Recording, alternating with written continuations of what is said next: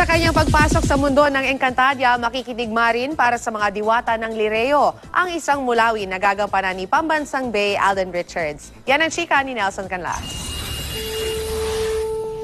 Sa paglipad ni pagaspas na muling gagampanan ni Miguel Tan Felix ngayon sa mundo ng Encantadia, isa na namang mandirigma mula sa mga mulawin ang papailanlan sa himpapawid.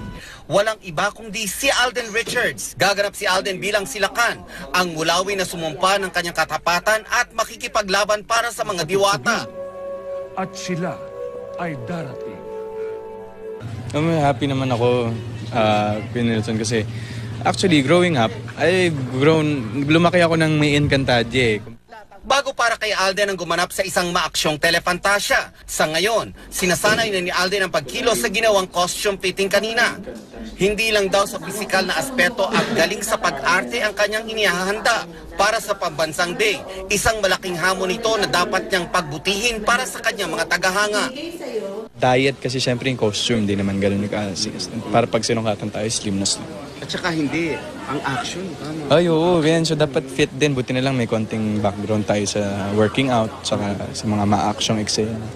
Nelson Canlas, updated sa Showbiz Happenings.